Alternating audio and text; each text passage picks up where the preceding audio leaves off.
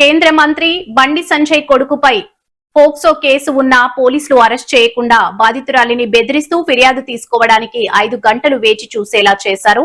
ముఖ్యమంత్రి రేవంత్ రెడ్డి ఈ విషయంలో బండి సంజయ్ ని కాపాడుతున్నారని, అందుకే ఇప్పటి వరకు మెజిస్ట్రేట్ ముందు బాధితురాలి స్టేట్మెంట్ రికార్డు చేయలేదు. మహిళా అధికారులతో సిట్ ఏర్పాటు చేసి నిందితుడిని జైలుకు పంపాలని, బెదిరింపులకు పాల్పడిన వారిపై కూడా చర్యలు తీసుకోవాలని ఆయన డిమాండ్ చేశారు. కాంగ్రెస్ నాయకులు, మహిళా మంత్రులు ఎందుకు మాట్లాడడం లేదు, సీతక్క, సురేఖ ఎందుకు మాట్లాడడం లేదని ఆయన పేర్కొన్నారు.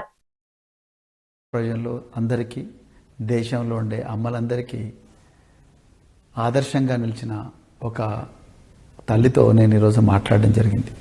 ఆ తల్లి ఎవరో కాదు, మనం నిన్న మాట్లాడుకున్న మరి పోక్సో కేసులో బాధితురాలు ఎవరైతే ఉన్నారో ఒక మైనర్ బాలిక, ఆ మైనర్ బాలికకు న్యాయం జరగాలని ఒక కేంద్ర హోంమంత్రితో వీరోచిత పోరాటం చేస్తున్న ఆ అమ్మాయి తల్లి ఈరోజు మనందరికీ గొప్పగా స్ఫూర్తినిస్తున్నది. ఎంతోమంది గూండా గ్యాంగులు మారణాయుధాలతో దాడి చేస్తారని తెలిసిన, మొత్తం అధికార యంత్రాంగం అంతా కూడా తన మీద పడి మరి వేధిస్తారని తెలిసినా కూడా ఆ తల్లి తన బిడ్డకు న్యాయం కోసం వీరోచితంగా పోరాటం చేస్తున్నది. ఆమెకు మరొక్కసారి హృదయపూర్వక వందనాలు. మరి నిన్న కేంద్ర హోంశాఖ సహాయ మంత్రి, బీజేపీ ఎంపీ బండి సంజయ్ గారి కుమారుడు ఆయన బండి సాయి భగీరథ్ మీద రిజిస్టర్ అయిన ఈ కేసులో, పోక్సో కేసులో మనందరికి కూడా ఒళ్ళు గగురుపడిచే విషయాలు ఏవైతే తెలిసాయో అవన్నీ కూడా భారత రాష్ట్ర సమితి పార్టీ తెలంగాణ ప్రజల ముందర, దేశ ప్రజల ముందర పెట్టింది. ఈరోజు ఆ కుటుంబంతో నాకు మాట్లాడే అవకాశం దొరికింది. నేను ఆ తల్లితో మాట్లాడాను, కుటుంబ సభ్యులతో మాట్లాడాను. నాకు నిజంగా చాలా బాధ అనిపించింది, గుండె పిండేసినట్లయింది అనిపించింది. అదేవిధంగా కళ్ళల్లో నీళ్లు తిరిగినాయి. మనం ఇంత ఘోరమైన సమాజంలో బతుకుతున్నామా అని అనిపించింది. నిజానికి ఆ మైనర్ బాలిక చేసిన పాపం ఏంటి, ఆ కుటుంబం చేసిన పాపం ఏంటి?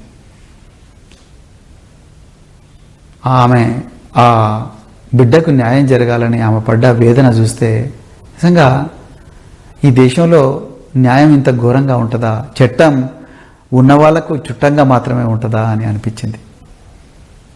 ఆ తల్లితో మాట్లాడుతుంటే ఆమె చెప్పిన విషయాలు వింటే ఆశ్చర్యం వేస్తున్నది.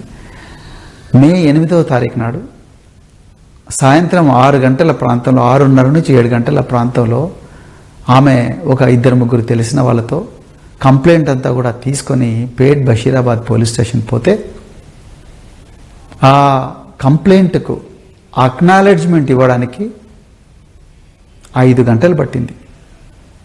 మొట్టమొదట ఆ కంప్లైంట్లో ఉండే కంటెంట్స్ అన్నీ మార్చమన్నారు.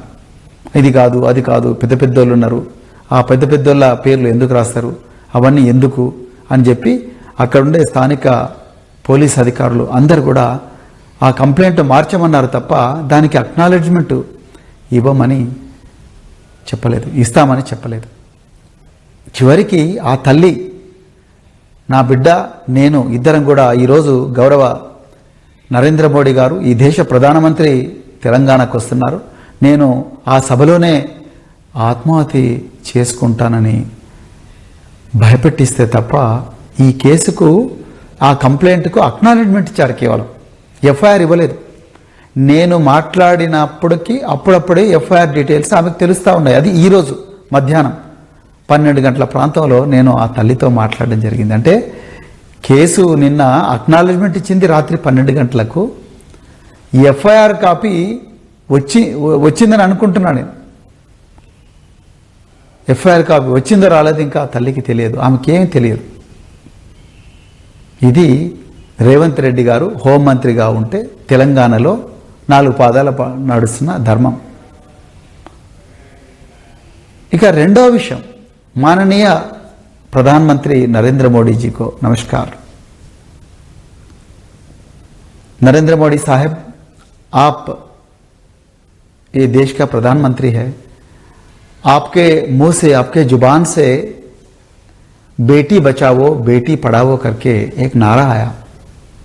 देश में बेटी को बचाने के लिए बरसों से, सदियों से यहां महिलाओं के ऊपर जो जुर्म हो रहा है, जो बलात्कार हो रहा है, जन्म होने से पहले ही महिला का हत्या हो रही है, इसीलिए आप बेटी बचाओ बेटी पढ़ाओ करके एक योजना का कल्पना किए। लेकिन मोदी साहब, अमित शाह जी, आपके कैबिनेट में एक गृह गवर्नमेंट తప్పనిసరిగా అతను చేయాలంటే మాత్రం